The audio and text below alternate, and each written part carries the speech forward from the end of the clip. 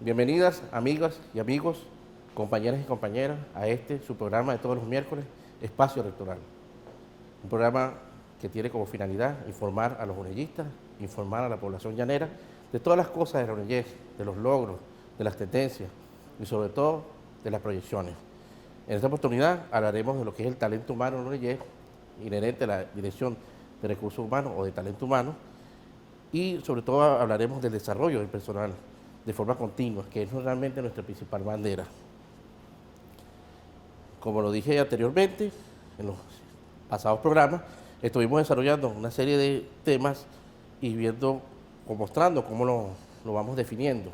En esta oportunidad, talento humano, formación y crecimiento continuo. Adelante. Cuando llegamos, encontramos diferentes problemas. Uno de ellos era que existía mucho personal contratado, más de 3.600 personas. Y sin formación, cuando digo formación estoy hablando de los obreros, básicamente, en donde no tenían ni siquiera un plan de formación con respecto a cursos, sean de herrería o de plomería o de todos esos temas. No había algo que los dirigiera para que tuvieran una formación a nivel continuo durante los años. Porque esto es una universidad y una universidad se dedica a formar en todos sus aspectos, en todas sus partes, en todos sus vértices. Y creemos que esto era una obligación para todos los unellistas. Por eso no existía una carrera profesional para los obreros y no había evaluación de desempeño para el personal, sobre todo administrativo y obrero. ¿Cuál era la estrategia a seguir? Primero, teníamos que arreglar la situación laboral de mucha gente que estaba contratada, profesores, administrativos y obreros.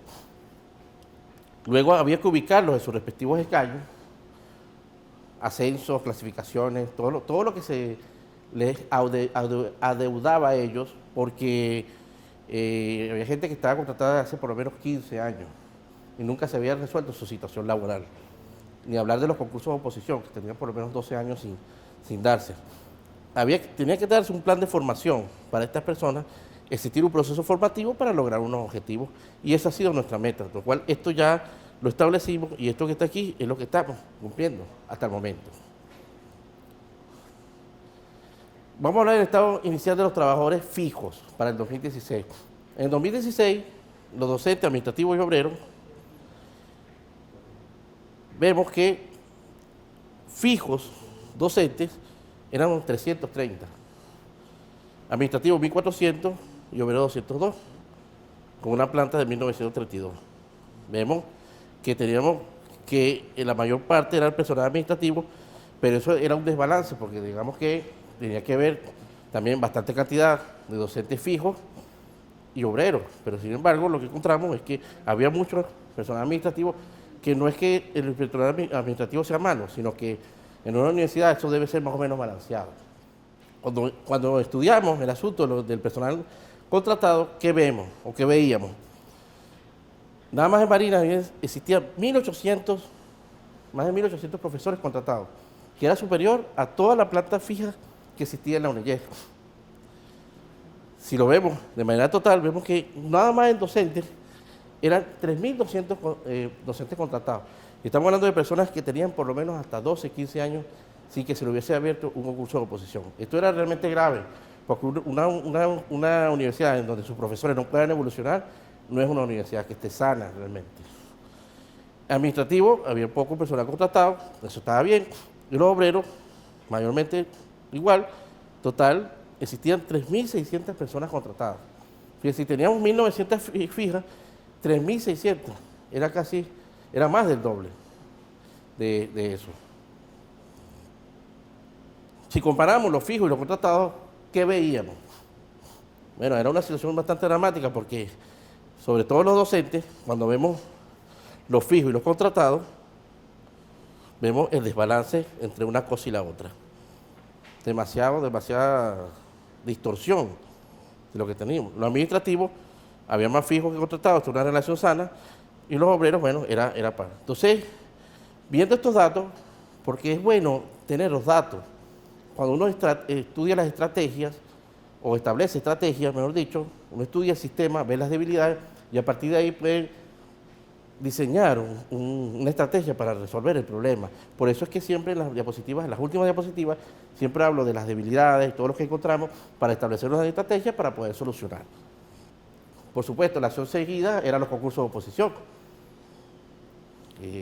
Estaba más que claro que teníamos que empezar por ahí y lo hicimos en el año 2016, 2017, 2018 y 2019. En el año 2020 no pudimos hacerlo por el asunto de la pandemia y todavía tenemos una deuda que debemos cumplir este año con la pandemia inclusive, pero de una manera bastante organizada con respecto a los concursos de oposición de la municipalizada o de los profesores que están en las extensiones, que todavía hay que hacerlo, pues, y no lo hemos hecho. Entonces, año tras año fuimos haciendo esto con los vicerrectorados y en total, en el 2016 hicimos 554 concursos, en el 2017 hicimos 485, en el 2018 467, en el 2019 95. Para este año tendríamos que hacer más o menos entre 300 y 400 concursos de oposición solamente en la municipalizada, en los 4 vicerrectorados. Pero si vemos las estadísticas y sobre todo vemos la gráfica, vemos que, claro, Barinas siempre tiene mayor porcentaje porque hay muchos más profesores aquí. Pero cuando vemos el total, que está en la parte posterior, vemos que realmente se hizo masivo, con un total de 1.601 profesores. Esto permitía a los profesores entrar en el sistema de evaluación ya normal que existe en la ley de universidades, donde un profesor pasa de ser instructor a ser asistente, agregado, asociado, titular, como lo hacen todas las universidades. Cuando eres contratado no puedes moverte de la categoría de instructor, lo cual es dañino, porque como una persona va a estar contratada 15 años y va a ser 15 años instructor, eso no puede ser. Entonces, luego de eso hemos ido poniendo los escaños a los profesores y ha sido bastante lento, pero se ha podido subsanar esa debilidad que tenía la UNEYES. Adelante. El hecho de que también que debíamos hacer esto con los profesores no quiere decir que no lo teníamos que hacer con los administrativos y los obreros. Y lo hemos hecho año tras año. Desde 2017, 2018, 2019, 2020, igual en Marinas, Portuguesa, Cogedes y Apures lo hemos hecho y año tras año lo hemos logrado. En los primeros años se hizo de mayor manera porque existía también una deuda con respecto a muchas personas, el personal administrativo y obrero. Fíjense que en el año, en Marinas, 484, 369 y así sucesivamente. Entonces, el total de todo esto es 1.321. Pero también esto muestra que se ha pasado a fijo a una personal que también tenía tiempo contratado. Muchos administrativos y obreros tenían hasta 6, 8 años contratados y eso no puede ser. Según la ley de la República, eso no puede ser. Adelante. Luego de eso hay ascensos y clasificaciones. No voy a nombrar el de los docentes porque es otra forma que es independiente de la dirección de talento humano. Obedece más a los consejos académicos, a los vicerrectorados, a las estructuras académicas. Pero en el caso de los obreros y los administrativos, han existido ascensos y clasificaciones que han dado lugar en Marinas 953, en Portuguesa 423, en Cogedes 288 y en Apure 230, para un total de 1.894 ascensos y clasificaciones que son diferentes a los ingresos como ordinarios. Y todo esto se ha hecho a lo largo de los años, no hemos parado, pero era, como digo, una deuda social que teníamos con estos trabajadores y que había que hacerlo. Con las jubilaciones nunca pararon, lo hemos hecho año tras año, por supuesto son mucho menores que los otros porque el personal que se jubila es mucho menor que el personal que ingresa y que se mueve y todo eso. Y simplemente quise dedicar esto aquí porque uno nunca debe olvidarse de las personas que estuvieron aquí. Algunos se han muerto, otros están en su casa. Y quise decir esto, el que da no debe volver a acordarse, pero el que recibe nunca debe olvidar. Y nosotros recibimos de ellos. Recibimos años de sacrificios y esfuerzos, y esto es un mensaje para ellos si nos escuchan, que estén en su casa o estén en otra vida, esto es un regalo. Pues. Y este es el árbol de la vida, en donde ellos hicieron crecer a la UNEYES, pero sus frutos hacen que se lamenten las raíces para que vuelvan otros frutos como tal. De manera que un espacio dedicado a los jubilados, en donde mucha gente no se acuerda de ellos, pero nosotros no nos hemos detenido con las jubilaciones y lamentablemente muchos de ellos se han ido con la tragedia del COVID, todo lo demás. Es lamentable decirlo, pero es parte de la realidad. ¿Qué vamos a hacer? Y fíjense que la relación entonces cambió. Lo encontrado para lo que teníamos en el 2020. Lo fijo era una pequeña porción y la mayor parte era contratado. Y hoy día podemos decir que es al revés. La mayor parte es fija y lo poco es lo contratado. Sin embargo, eso no quiere decir que nos vamos a detener allí porque necesitamos pasar a más gente fija, más concursos de oposición, porque la relación de los contratados debe ser mínima. La universidad siempre va a tener contratados, porque hay gente que no puede llegar de manera inmediata y decir que está fijo, no, ella tiene que pasar por una serie de pruebas. Si es profesor, entra con un concurso de credenciales, y eso es algo que hay que decirle aquí. Los profesores no entraban con concurso de credenciales, pero ahora cualquier profesor tiene que entrar con un concurso de credenciales, como lo dice la ley de universidades. Eso tiene que ser así, es la regla, y la regla hay que obedecerla. Y con respecto a los administrativos y los obreros, igual. Hay formas de entrar, hay formas de ser evaluado y todo tiene que hacerse con orden. Por lo cual mostramos esto, la evolución en el tiempo. No estamos satisfechos con esto, es parte de la realidad. Esto debe bajar y debe ser una porción mínima. Bueno, créanme que estamos trabajando en eso. Otra que hicimos es la evaluación de desempeño institucional. Me decían algunas personas que existió hace como 20 años, después no existió más, eso debe existir. Si bien no lo hicimos el año pasado por el asunto de la pandemia, no podíamos evaluar a la gente que estaba en su casa, nosotros empezamos en 2018 y 2019, y estas es todas las personas que se han evaluado, docentes, administrativos, obreros. No todas las personas fueron evaluadas porque no todas las personas metieron los recaudos, hicieron todo lo necesario para ser evaluados, pero cada vez más estamos aumentando la cifra y vemos, entonces fíjense que hay un gran número de personas, estamos hablando de 4.500 personas que han sido evaluadas. Eso emite un resultado que tiene una compensación en dinero que se paga normalmente en julio y en diciembre, 2 veces al año. Lo implantamos también en el año 2018, nos ha ido muy bien, pero como le digo, con el asunto de la pandemia se ha obstaculizado un poco. Otra cosa que hicimos fue el plan Chamba Zamorana. ¿Por qué hicimos esto? Porque muchos estudiantes, debido a la crisis y todas las cosas, dejaban de estudiar, se dedicaban a trabajar, muchos de ellos eran padres de familia o madres de familia, y tenían una serie de inconvenientes que no les permitía seguir con sus estudios. ¿Y qué hicimos? Bueno, vamos a buscar a 60 estudiantes, la primera vez lo hicimos con 90, y vamos a pasar a 120, ¿qué tenía que tener el plan Chamba Zamorana?